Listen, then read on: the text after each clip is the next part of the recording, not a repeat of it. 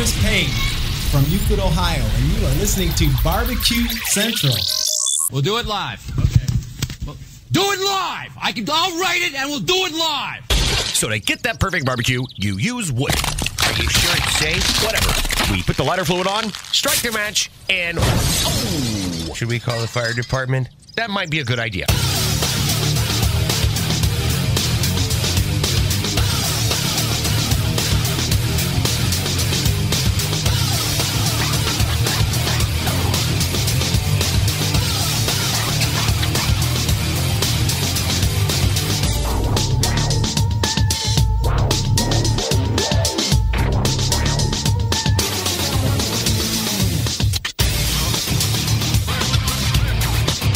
All right, welcome to the Really Big Barbecue Central Show.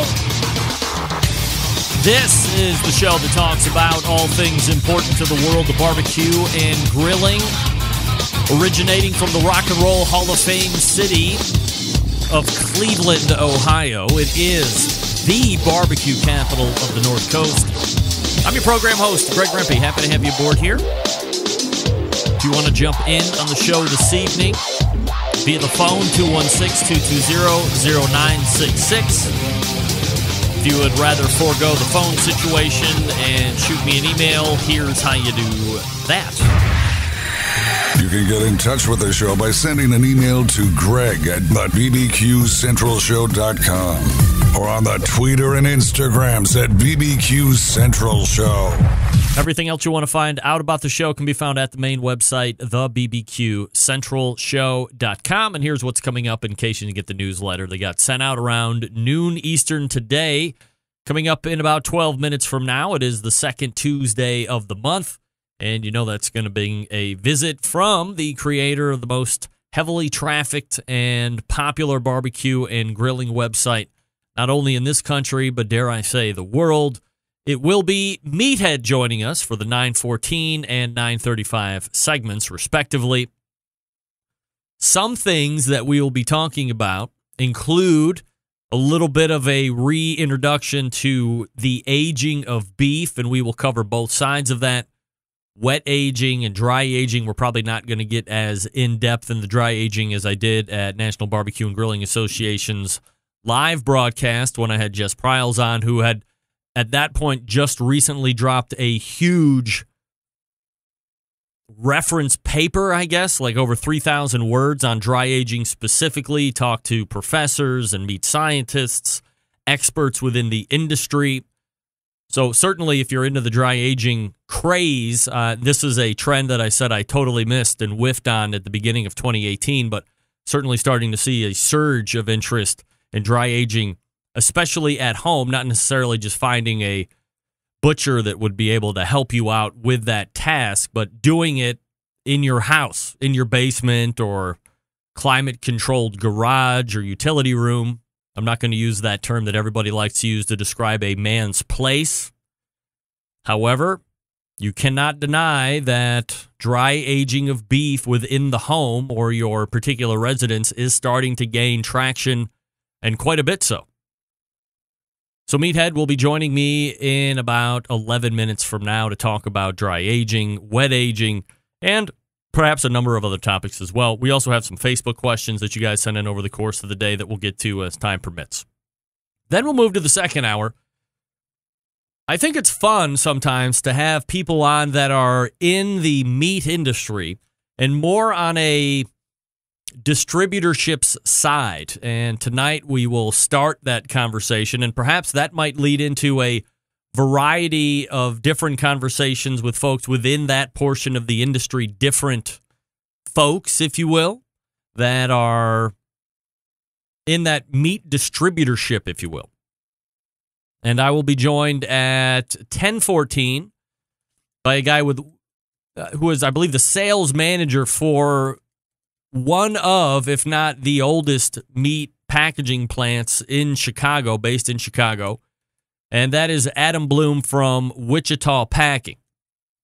Very excited to talk to Adam and get a little history about Wichita Packing, what they are specializing in when it comes to the world of barbecue meats, They are involved in some shape or fashion with barbecue contests.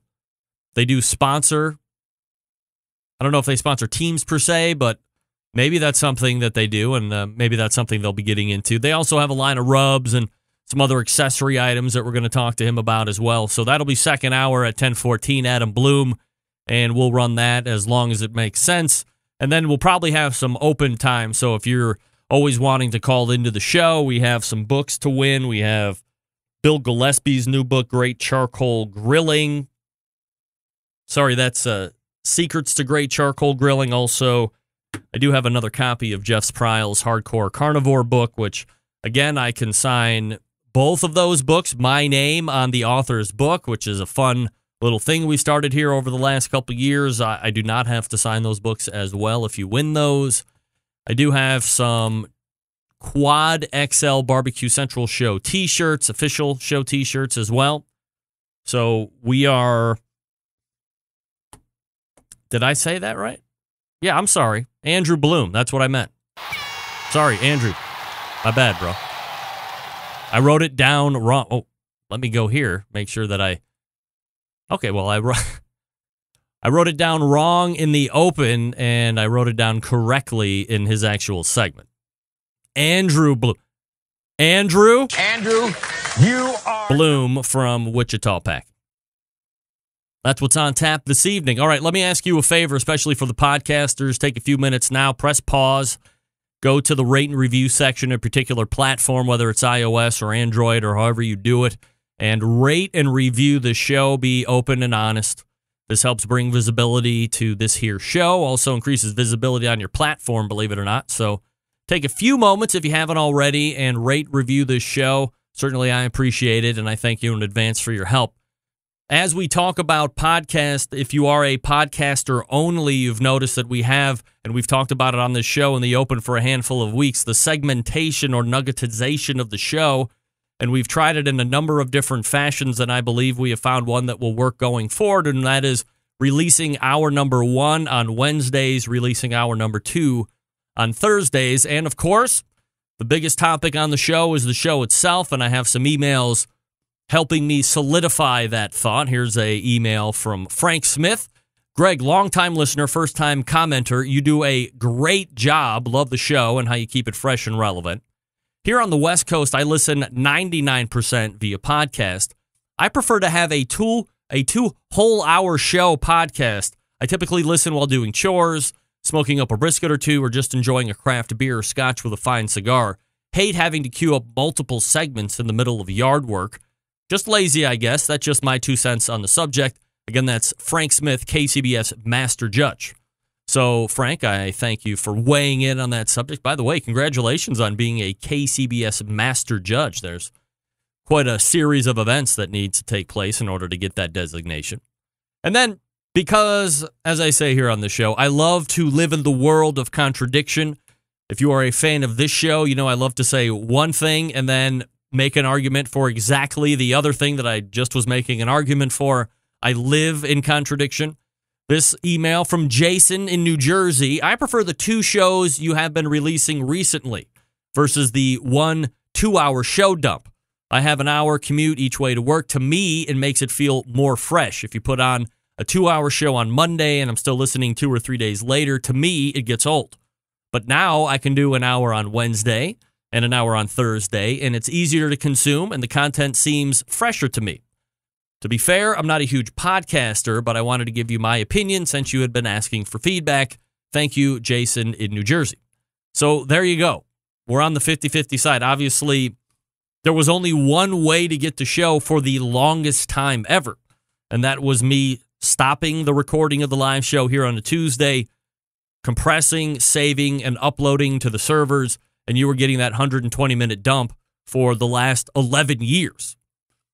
And then I said, hey, from a downloading perspective, from a business perspective, and trying not to inconvenience the longtime listener, how can we maximize everything, get the sponsors what they want or things that I might have promised them in a forecast situation, also not break it up so much to be a big pain in the ass for the podcast listener, because the vast majority of you listen to the show on podcast, as we said time and time again here. So to me, it made sense to release 1 hour on Wednesday, 1 hour on Thursday. That's how we've been doing it for the last handful of weeks. And as the numbers track out, because I'm starting to be able to have access to these things through iPods and iTunes and iOSs and all that stuff, there hasn't been a drop-off from a listenership standpoint on percentage of consumption of the show or people just listening to it in general. So, again, at least for the long foreseeable future, we'll be doing 2 independent hours. Wednesday, you'll get the first hour of the show. Thursday, you'll get the second hour of the show. And then on Friday, you will get a best of the Barbecue Central show in 10 minutes or less, produced by John Solberg. So 3 new dumps each week. Come on. How exciting is that? Meathead coming up out of the break. Big Papa Smokers, the one-stop online shop for all things barbecue. Their curated selection of only the best outdoor cooking and grilling supplies get you on the path to better barbecue results in no time. Everything at Big Papa Smokers has been Pitmaster approved by Sterling Big Papa Ball himself. From the award-winning rubs and sauces to American-made grills and smokers, Big Papa Smokers has everything you need to become a better outdoor cook. Of course, you know the championship rubs and seasonings. Popular flavors like Sweet Money, Cattle Prod, Cash Cow, all proven winners on the competition circuit and in the backyard. Big Papa Smokers has 13 perfectly balanced flavors that will transform ordinary meals into extraordinary.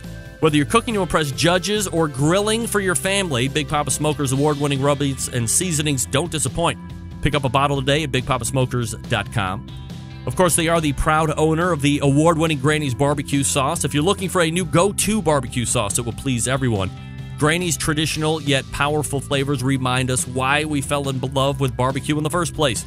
Find Granny's Barbecue and other top-rated barbecue sauces at BigPapaSmokers.com. And aside from their premium selection of rubs and sauces, Big Papa Smokers offers the very best pellet, charcoal, and wood cookers available on the market today. For instance, maybe you're looking for a versatile cooker that's easy to use. Check out the Mac 2-Star General Pellet Grill. Big Papa Smokers is the exclusive Mac dealer and even offers special packages that nobody else is offering. If you're not a fan of the pellet smokers, no problem. Take a look at the Old Hickory Ace BP, the only charcoal smoker that Big Papa trusts on his competition trailer. And if you're a backyard barbecue enthusiast like me, looking for a durable and versatile grill that will last forever, the M Grill from Texas is just what you need. They're built like tanks. If you're not sure of what grill you might need, you really can't go wrong with any of the grills or smokers featured on BigPapaSmokers.com. They have something for every kind of backyard cooking budget. Check out their website today and shop their full selection. So here's the deal. We know that Big Papa Smokers is the place to go for all things barbecue. Every product featured on their website, hand-selected to help you barbecue better. So if you have any questions, you call them at 877-828-0727. That's 877-828-0727. Or shop the website, BigPapaSmokers.com. That's BIGPOPPA Smokers.com. Meathead from AmazingRibs.com coming up out of the break. Stick around. We'll be right back.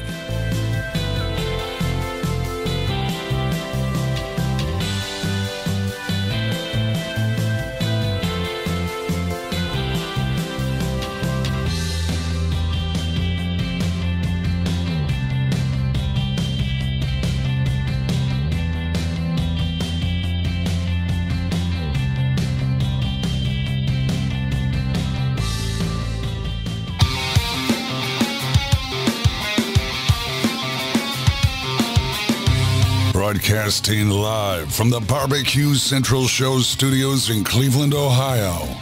You're listening to the Barbecue Central Show. Once again, here's your host, Greg Rempe. Welcome back. This portion of the show is being brought to you by Butcher Barbecue, makers of award-winning injections, marinades, rubs, seasonings, barbecue sauces, and grilling oils. All of Butcher Barbecue products have been tested on the competition circuit as well as on the backyard. Be the pitmaster and king of the cul-de-sac in your neighborhood. Visit butcherbbq.com and stock up now. Always, always, always trust your butcher. All right, joining me now is the every second Tuesday of the month for as long as I can remember. You might know him as the creator and master and overall purveyor of the most heavily trafficked barbecue and grilling website on the face of the earth. I just call him friend. Meathead Goldwood. Hey, Meathead. Hey, Greg. Hello, Centralites. Hey, look what I got. Hold on a second here. Look at this. Look at this guy. Meathead unprovoked with a can of Prime Injection. Look at you. Product placement.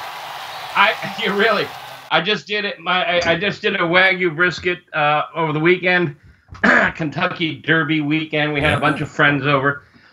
We have one of these little dining clubs. 4 couples from the neighborhood. Everybody within walking distance because there's lots of alcohol. And I ordered up some of Butcher Barbecue, their injection for my brisket, and I rubbed it up with some of Big Papa's rub. So I'm like, I use your sponsors. I appreciate that. Did you use Cash Cow or Cattle or the steak rub, or what did you? What's your secret? Yes, I use that on steak too. It's very good. Yeah. I'm just starting to play with them. I tell people on my website, don't buy rubs because there's so much salt in it, and you pay a lot of money for salt. Plus, I want you to add salt and rub separately because salt you base on the weight of the meat and rub you base on the surface. But I really like what Sterling Ball is doing out there, and so many good chefs that I know, competition cooks, are using his rubs and sauces. I figured, well, all right, I'll try it. Might as well try it and see what everybody's talking about, right? Yeah, it's pretty good stuff, actually. I got to admit, I think I'm going to send it up to the lab and try to figure out how we did it. There you go. Yeah, reverse engineer. Meathead, are you a fan of injecting? I know, maybe we've never had this conversation before. I know with the pitmasters that I talk to each and every week, it's almost mandated at this point. And I was just telling Ray Lampe last week, I remember the first time I ever did the brisket roundtable. It was Eddie, Fast Eddie, the guy that makes the Cook Shacks, the FECs. I listened to that. It was Ray Lampe. It was Leanne Whippen from then Wood Chicks Barbecue. She's kind of floating around your general area still, I believe, in the Chicagoland area. And then Jim Minion, who was credited with the Minion method. If people don't know who Jim Minion is, I mean, do a little research on how you probably light your charcoal cookers, and that's the way you did it. I mean, he kind of wrote the book on that whole thing. So, they didn't. They weren't injecting. Maybe Jim was injecting for catering jobs only for bigger yield, but nobody else in that round table was injecting brisket, and barely any of them were injecting pork butts. Fast forward to 2018, and people are laughing at you if you're not doing both of them. I don't hardly know anybody that's not doing both of them at this point. But from a home perspective, that's it. Is it worth it? Should you be doing it, and why or why not? Well, virtually all the competition teams do, because there's big money and you're spending a lot of money. I mean, you're buying a Wagyu brisket, you're spending over $200 on a brisket. Yeah. And you may be cooking 2 of them. So you've got $400 plus your entry fee, plus all the pork butts and the ribs and the chicken. And if there's a special dessert category, you just spent, and plus your gas mileage. Yeah. Sterling Ball told me that, he says it's becoming a rich man's sport. Oh, yeah. It used to be a backyard guys, but they all inject now. And one of the reasons they inject is that what's in the injections really works. There's stuff there's MSG, among other things. Phosphates. And MSG, it has a bad name for no reason. It should not. MSG is umami. MSG works. MSG doesn't make anyone sick. Can you get a headache from MSG? It has never been shown in controlled laboratory tests. People say they do. Yeah. But when they're brought into a lab and they're served different pieces of meat, some with and some without, there's no definitive data that shows that anybody gets a headache or any kind. Jeffrey Steingarten, the great food writer, said, how come everybody in China doesn't have a headache? Yeah, right. It's used all over the world. You like Doritos? No, I don't. But that doesn't mean that I like MSG, by the way. I don't mind it. Doritos is loaded with MSG. And that's the ultimate. The next time somebody says, I can't eat MSG, it makes me sick. Hand them a bag of Doritos, and if they don't get sick, then they're just it's a superstition. Something about the Chinese food or the Thai food may not agree with him, but it's not the MSG. It occurs naturally in many foods.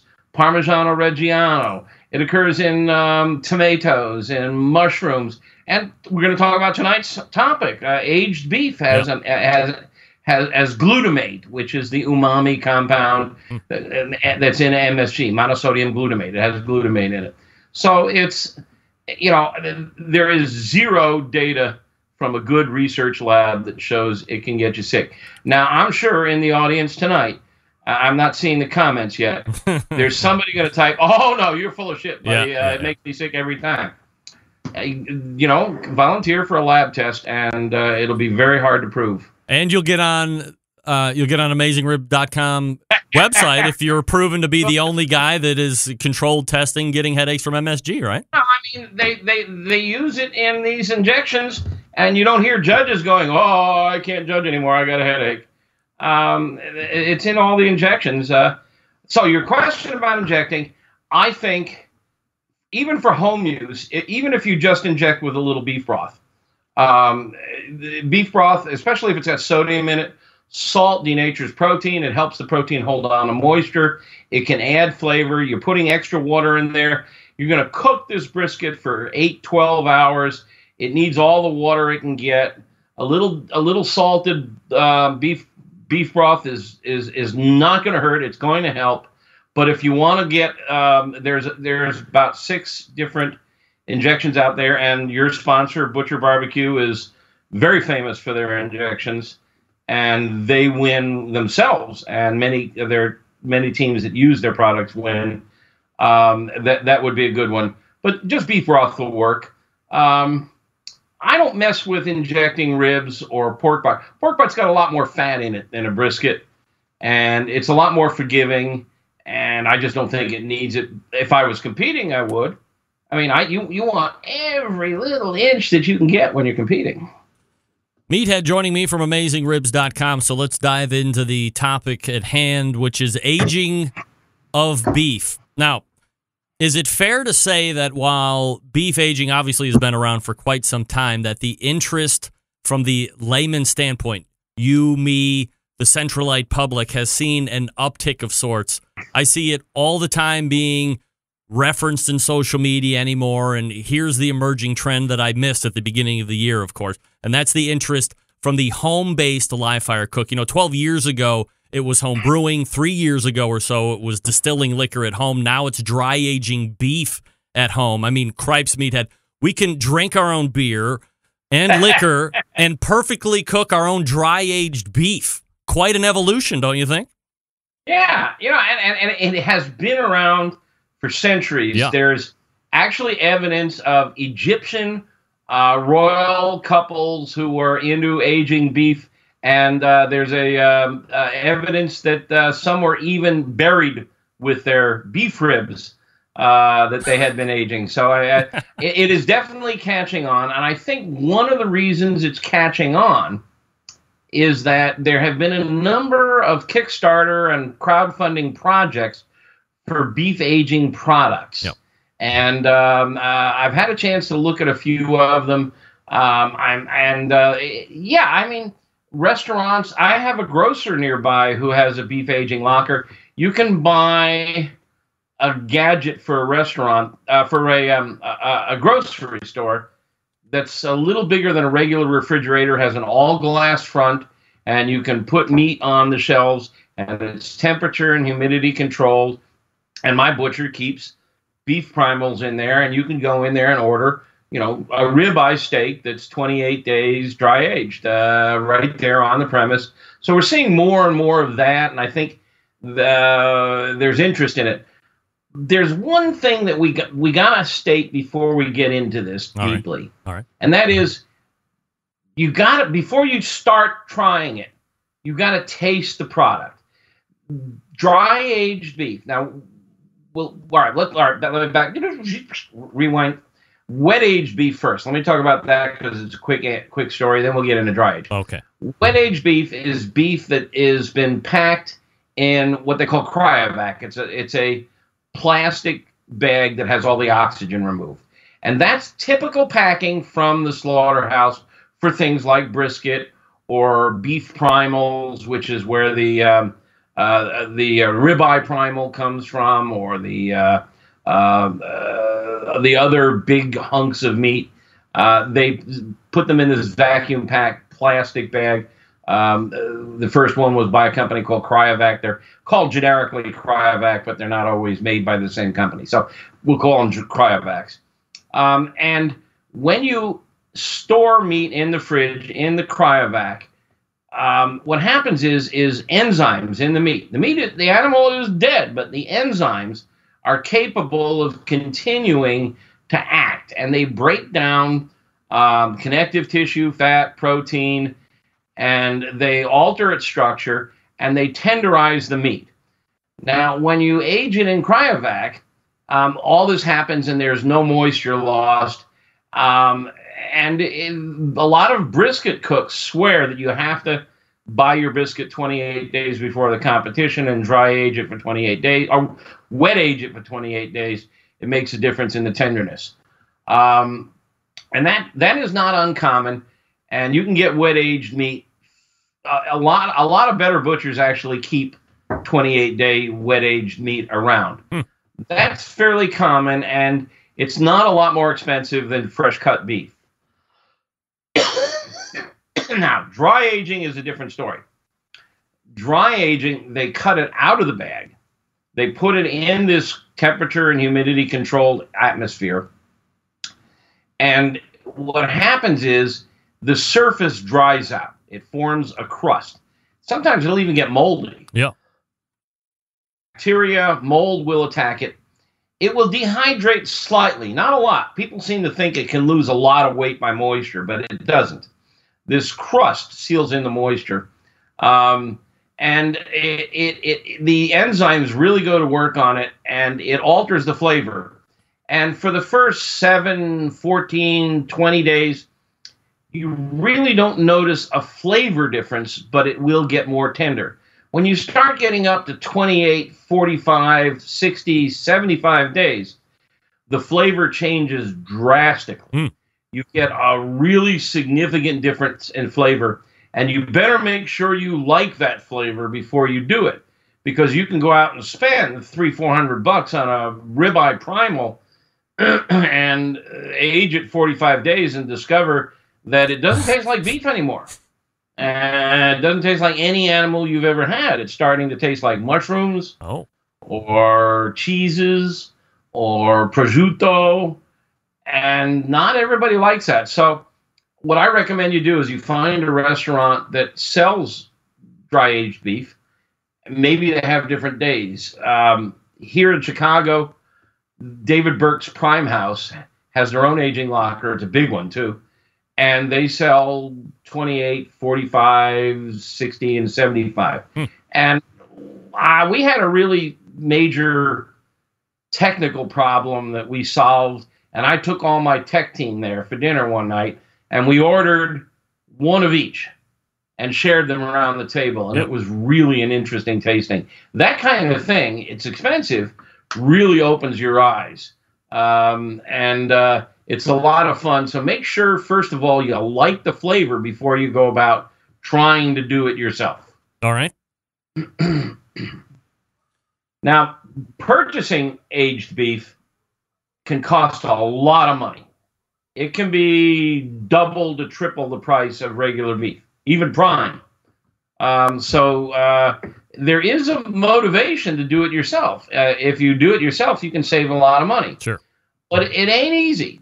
You really need to have a refrigerator set aside just for this purpose. First of all, you don't want to try to dry age 1 or 2 steaks.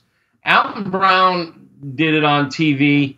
Several people, Dr. Blonder, who works with us, he's the scientist that has done a lot of advice with us. I've tried it. Kenji Lopez-Alt over at Serious Eats has tried it. There's a lot of drying and crust formed, and by the time you carve it away, there's not much meat left. It's not worth the effort to dry age a few steaks individually, but it is worth the effort to buy a rib primal, which is, maybe 20 pounds of meat or so, or more and dry age that. Because when you're done trimming it, the total loss isn't that bad. And you've got to trim it. The exterior can get quite black, can get some mold on it. You want to get rid of all that. And when you age it, you leave the fat layer on. So you want to remove the fat layer after it's done aging before you cook. And it really alters the flavor of the meat. And it's an interesting flavor, and it's not for everybody. And as you have said, it takes till about, that 28th or that 30th day for the flavor to really start trending in an opposite direction. Otherwise, it's more of a tenderness game than anything else. Yeah, it can get really funky.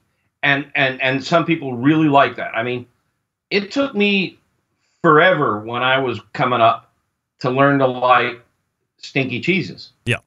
I still haven't gotten friendly with stinky cigars. I just can't get close to stinky cigars. They just don't do anything for me.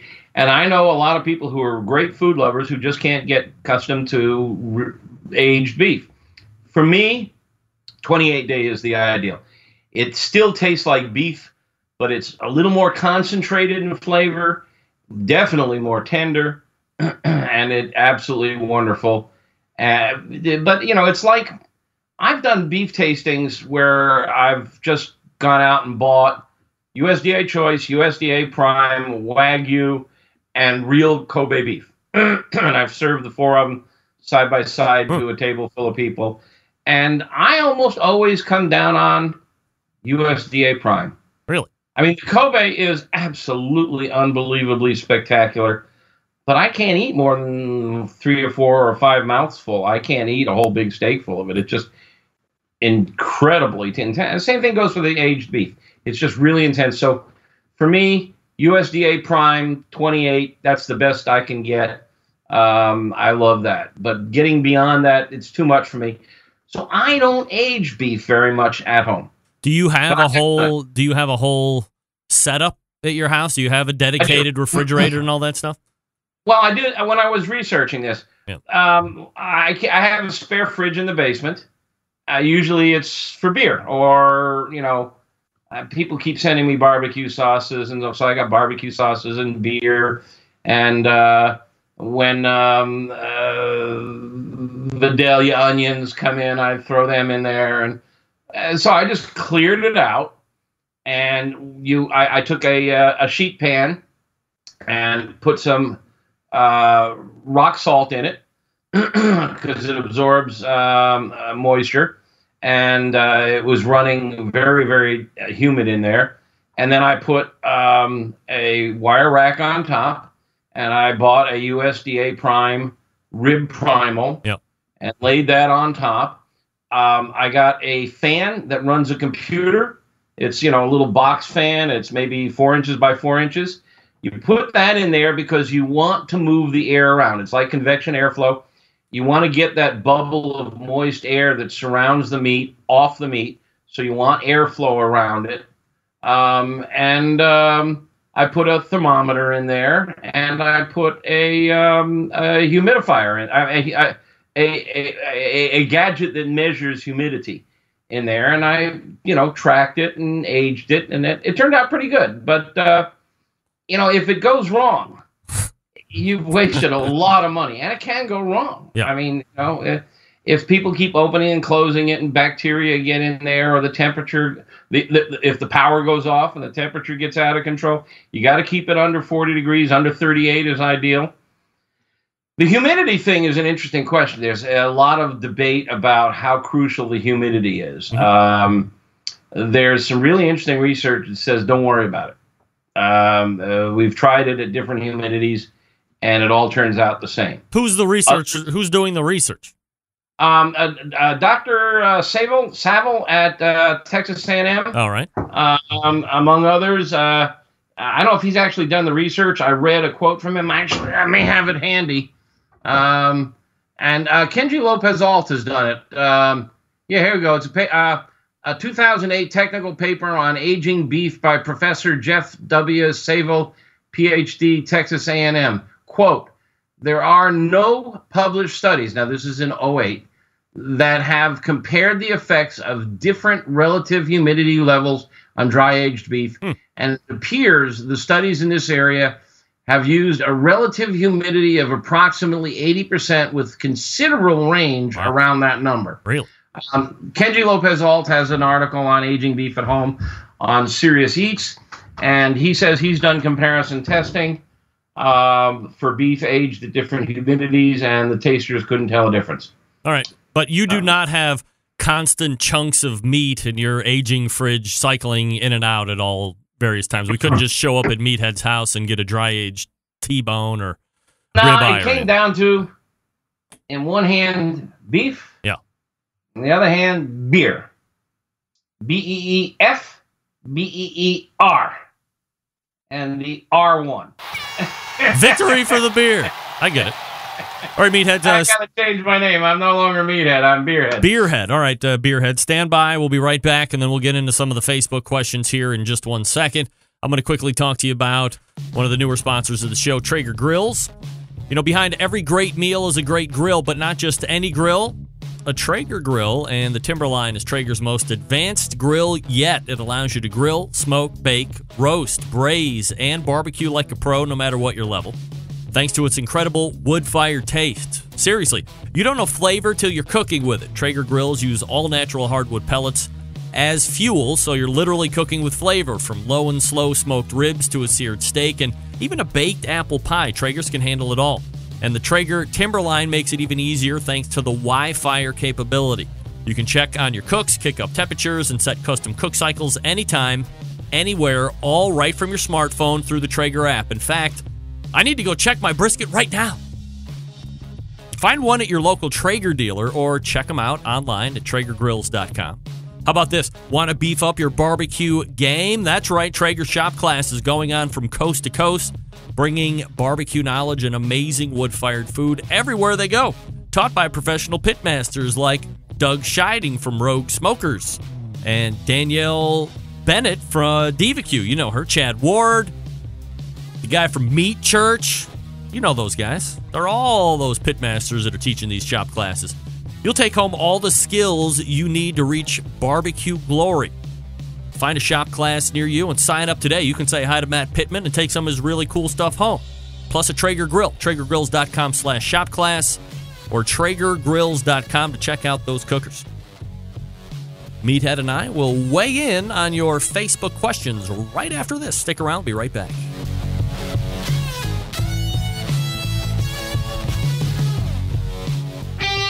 Ready to get on the air? Call 216-220-0966.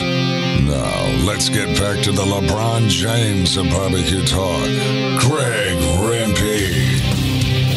This portion of the show being brought to you by CookinPellets.com, your number one source for quality wood pellets for all your pellet-driven cookers. Visit CookinPellets.com for more information or to purchase. You can also visit Amazon.com to purchase as well. If you're not following them on social media and or other venues, you're missing out because they're constantly introducing new flavors of pellets as well. Apple mash was the one that really caught my eye as of late. But we'll have Chris Becker on here at some point sooner than later to see what else is happening in the world of pellets. CookinPellets.com. In the meantime, Beerhead joins me from AmazingRibs.com. All right, Meathead, so anything do we want to close out on the aging of beef, whether it's wet or dry, before we move on to the Facebook questions? Yeah, there's a couple of questions, and actually here's a Facebook question on the subject. Abel CBJ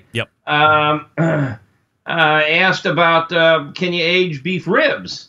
And one of the problems you have is during the process, it forms a crust. It's like a bark. Yep.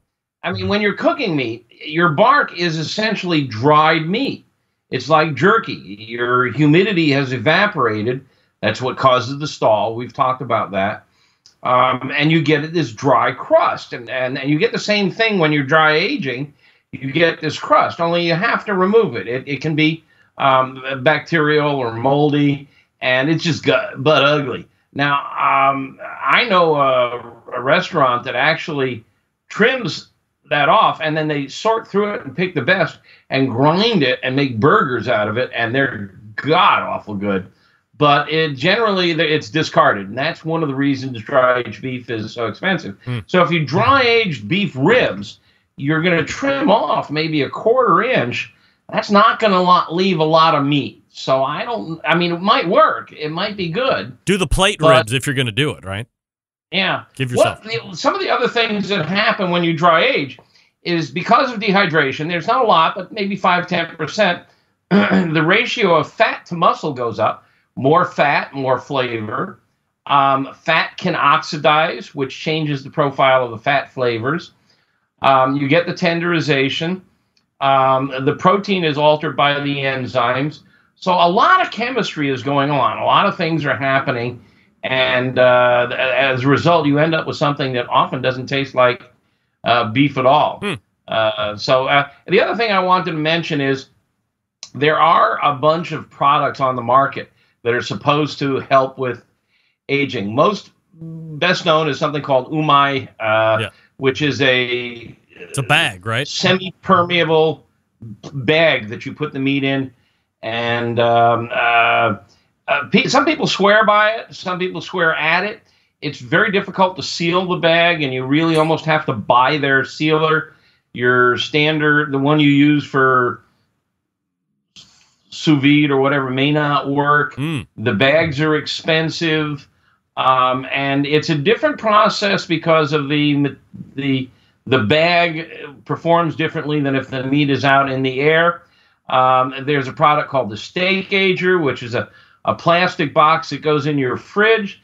You want to be careful about doing this in your regular fridge because the meat can absorb fragrances and flavors from other products in there, like onions, and it can also stink. I mean, it can get kind of smelly, so it can impart flavors on other things in the fridge.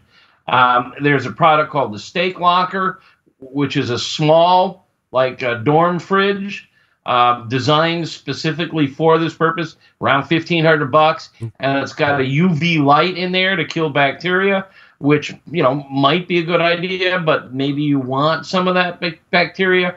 I haven't tested all these.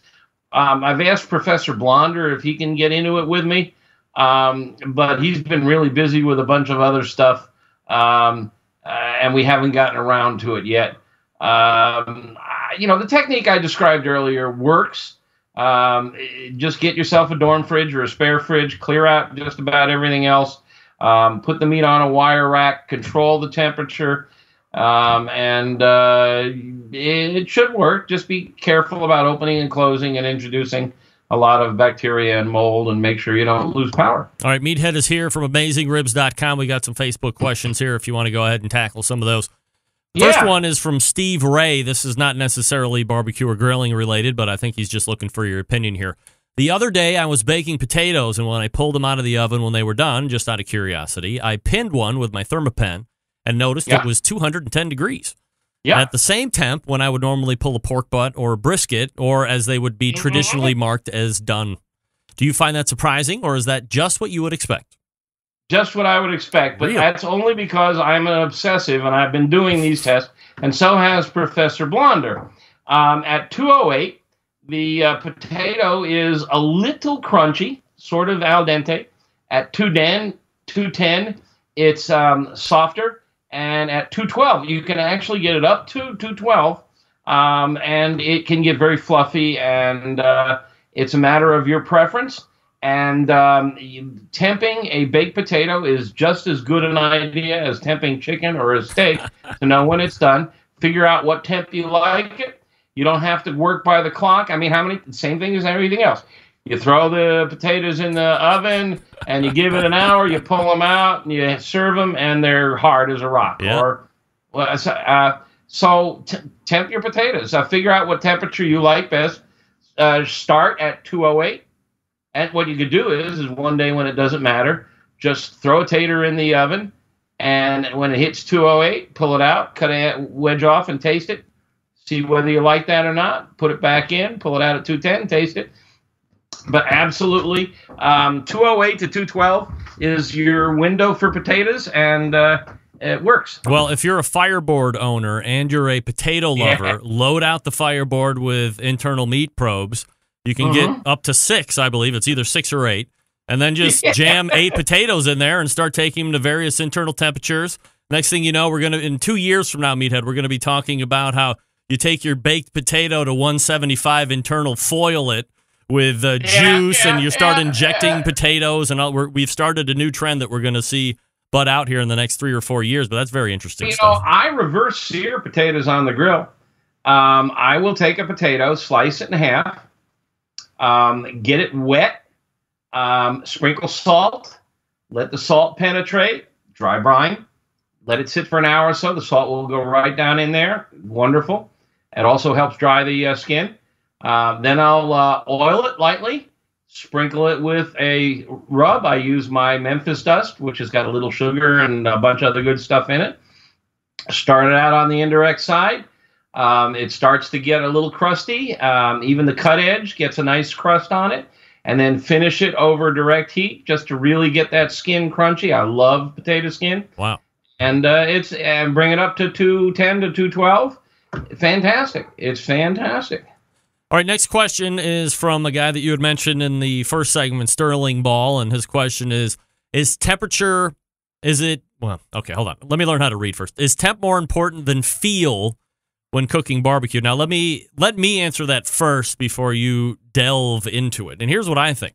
I think, A, you need a thermometer, and you use feel in correlation with what that thermometer is telling you, so you know how certain temperatures feel on the meat.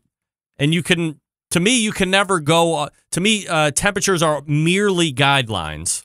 And ultimately, once we're safe, in safety ranges of temperatures, you're using that thing to give probe tenderness. Now, that could be 207, it could be 212, it could be 215, but that's where the feel comes from, in my opinion. I think you're absolutely right, and I know that Sterling will agree with you. I'm going to make a confession to the world here. Oh, dear. Hold on.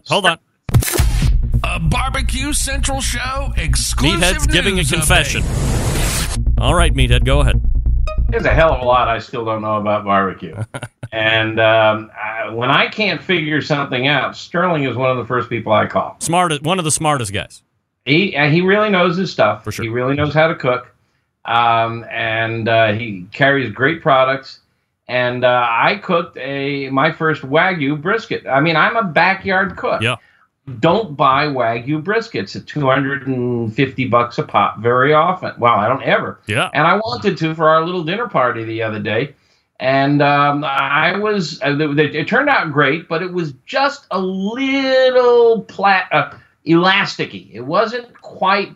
And I called him, and he said, well, I know why. You were going by temp and not by feel. Now, I listened to that brisket roundtable you did 10 years ago, and Eddie Moran was talking about the Wubba Wubba. Yep. So I know all about this, but I was just reluctant to push it that much further. And Sterling was talking about, because he competes and he wins, and he was talking about with Wagyu, you really have to use feel. And you just can't rely on the thermometer as much. And I think he's right. I think he's absolutely right. And of course, that's wonderful. That's the artistry of cooking as opposed to the science. And I love that because that's the theme of my next book, The Art of Barbecue and Grilling. All right, next question from Buddy King. And he wants us to talk a little bit about grilling fish, red snapper, recipes, techniques. Don't ever hear you guys talking about grilling fish. Now, you just had a revelation. Now it's my turn. A Barbecue Central Show exclusive news update. Right, Greg Rempe reporting from the breaking news desk here in Cleveland, Ohio, with a revelation. I hate fish. That's why you don't hear me talking about it. It's a pretty bold revelation. Probably not a lot of people saw it except for Meathead, but I just don't get into it. Now, shellfish, lobster, crab legs, shrimps, all that stuff, no problem. All day long, twice on Sunday. But, I mean, I'll have tilapia, but under protest. And I believe that's like the worst fish you can eat, but that's really the only one that I can really kind of stomach. But even that, or maybe some orange roughy, but again, under protest. And I say it with peace and love to the fish lovers, but that's why you don't hear me talking about it, because I just don't like it. First of all, Greg, where do you live? Cleveland, Ohio, the Rock and Roll Hall of Fame city. How far is it to the nearest ocean? Well, we got a little ways to go yet. And 10 where were you hours, born? 11 hours? New York. Oh, really? Yeah, upstate New York. That's right. Oh, really? Fish is really, it is absolutely at its best within hours of when it's caught. So it deteriorates rapidly as you leave it sit, even in the fridge. It has to be kept on ice. The wet ice keeps it moist. Getting it to Cleveland or where I am in Chicago is almost a guarantee of 1 or 2 or 3 days from the day it's caught, and it is just going to deteriorate. Number 2, orange roughy and tilapia are nice fish. They're common fish. They're easy to find in groceries. They're not great fish. Yeah. In my book, a Chilean sea bass is the best fish on the market. It's a white flaky fish. If you get it, it's usually really fresh because people who carry it don't screw around with it, and it's really expensive. It can be $30 a pound. It's usually about 2 inches thick. And what I love to do with it, and if you can try some of this, I'll underwrite it. I'll pay for the cost of the fish for you to do this. I want you to get a gas grill. Got one. And put grill grates on it. Got one. Get a handful of pellets. Well, we're going to CPS it, right? We're going to CPS it. You're going to, right? Right. Close proximity smoking. Right. That's your turn. You're going to throw pellets in between the bars on the grill grates. Grill grates, by the way, folks, is not just any old grill grate. It's a product. Right, the brand. Extruded aluminum. Yep. And you're going to get your Chilean sea bass or a swordfish or something like that. You're going to salt it an hour or so before cooking. And if you want, you can sprinkle it with some herbs. Tarragon is really a great one for seafood. And you're going to put it on those grill grates, and you're going to cook it to 125, no more than 130. And I want you to taste that. And if you don't see God, something is wrong. All right. Well, I also... And I will pay for this experience. All right. I'll take you up on that. I was told similar things by Stephen Reichlin as it related to salmon caviar. Or what is it called? Salmon roe? Or I went to Whole Foods, and he's like, don't bother with that the sturgeon stuff that costs like $1,000 an ounce or anything. He's like, go get the salmon. It's really good. And he was using all sorts of sexual references, if you can believe it. But then also said, pair it with ice cold vodka, and it would really enhance the overall flavor that you were experiencing. At that point, I wasn't a really big vodka drinker, regardless of if it was ice cold or room temperature or somewhere in between. And I don't know, it was okay. But I like to try new things, so if this is that good, I'll certainly give it a whirl. This is better. I swear to you, it's better. I appreciate what he's talking about, but caviar of any sort is kind of like liver. You either love it or you hate it. It's kind of like aged beef. You either love it or you hate it. It's an acquired taste. This is not an acquired taste. This is going to be, oh my God, it's like butter.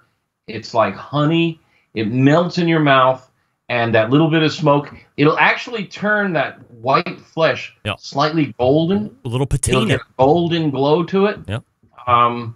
But fresh seafood, the key to seafood, fish of any sort, dead fresh. The fresher you can get it, the better. You got to pay for it to be flown in if you're in the middle of the country.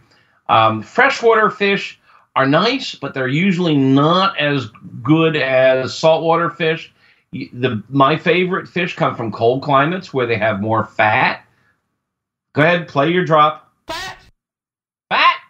Fat is flavor, as we've discussed before. Things like salmon.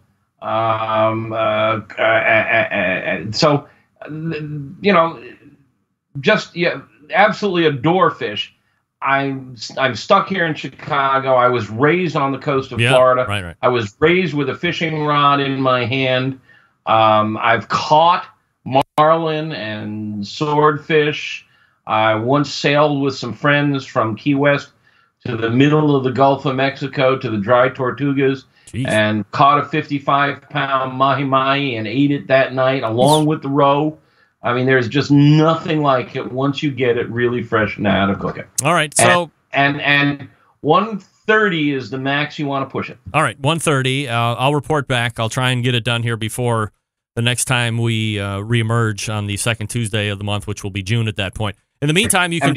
Chilean sea bass is different than any other kind of sea bass, so don't just buy any. Yeah. Although other sea bass is very good. Chilean is what I'm shooting. Unique. The silver oak of fish. So I'll go ahead and shoot for that. Yes, the silver oak. In the meantime, you can check out Meathead at AmazingRibs.com. Check out the newly released best of buys on grills and smokers of all various kinds. So Meathead, always appreciate the time, and we'll see you again in June. Yeah, Greg, always fun to talk to you in the Centralites. I'm going to go check and see if there are any questions I can answer. All right. Hey, say hello to Andrew Bloom. He's a good friend, and he really knows his meat. I can't wait. All right, there is Meathead from AmazingRibs.com. That's right. All guests appear via the Traeger Grills hotline.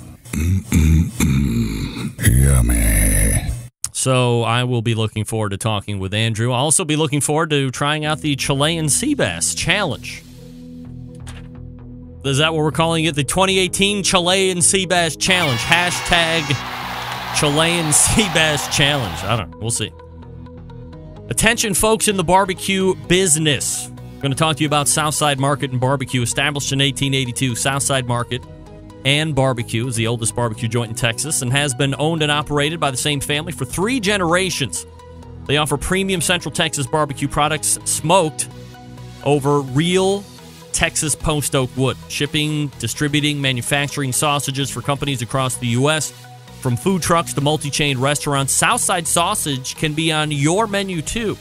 All meats are processed in their on-site USDA-inspected facility, a trusted partner with a focus on quality and, more importantly, authenticity. Wholesale options available, shipping nationwide via the FedEx, food service distribution via Cisco, U.S. Foods, and Martin Foods. Co-packaging capable from research and development to package completion.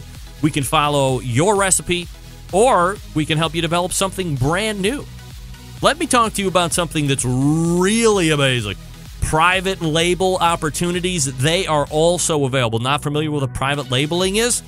Well, let's just say I wanted to make a brand of Barbecue Central beef sausage, but I didn't want to spend the time developing recipes, testing, bringing it to retail, blah, blah, blah, all that stuff. I just know I want to add a great beef sausage to my products portfolio. I'm going to pick up the phone, or I'm going to visit SouthsideMarket.com and put in a request to talk to somebody about private labeling their already successful and world-famous beef sausage, and now maybe I can call it the Barbecue Central Show's Beef Sausage Extraordinaire.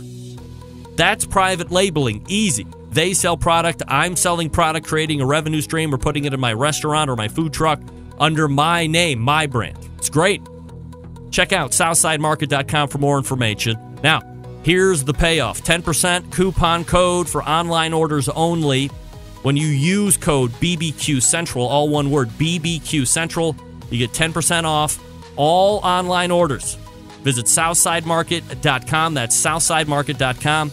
And we're back to wrap the first hour. Stick around. Be right back. Big name interviews, advice on cooking brisket and ribs, and the only host willing to share his honest opinion on all things important in the world of barbecue. It's the Barbecue Central Show. All right, welcome back. We are quickly racing to get the first hour wrapped up here. Thanks again to Meathead from AmazingRibs.com, talking about aging in general. Some wet aging, a lot of dry aging stuff. It might be worth your while to dig back through the archives of last month and grab that dry aging profile that we did with Jess Pryles when we were live at the National Barbecue and Grilling's I Am Barbecue 2018 in Dallas-Fort Worth. That was the second week of March, I believe.